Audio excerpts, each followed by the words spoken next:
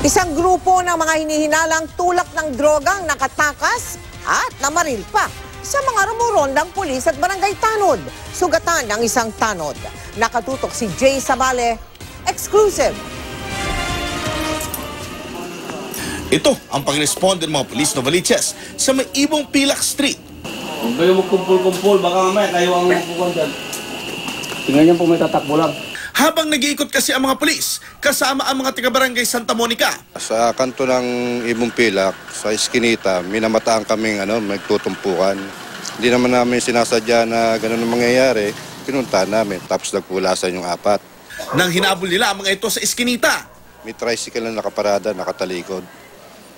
Naramdaman ng isang pulis na may gumagalaw, sinigawan niya. Para siya makawala, para makatakbo doon sa tricycle, nagpaputok ng paganyan. Yung unang putok niya, pumutok kami, bumunot kami kaagad. Yes, sir. Kaso nga lang, cover up kami kaagad dito eh. Opo. Yun na yung chance niya. Opo. Pinuputokan na namin yung tricycle, kaso nga lang.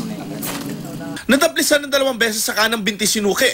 Nagad dinala sa Quezon City General Hospital habang ang mga pulis naman ay nagpatuloy sa paghanap sa suspect na kinilala bilang si Mark Louie. Dahil sadyang madilim ang Eskinita, nag-abang sa bukana ang ilang pulis habang may umikot at umakyat sa bubungan sa kabilang dulo ng Eskinita. Yan dyan, para makapasok kami, maklear namin dyan.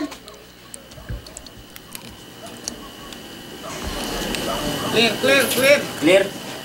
Pero maingat pa rin ang pagpasok ng mga pulis. Nang madat na ng tricycle. Dito sa may tricycle ba din? Negative. Sa huli, Hinahanap po namin talagang negative na po yung tao sa lugar. na-recover sa crime scene ang 2 basyon ng caliber 45 at isang live ammo ng 45. Patuloy ang paghahanap sa suspect na umunoy may kinalaman din sa pagtutulak ng shabu sa lugar. Jay Sabale, nakatutok, 24 oras.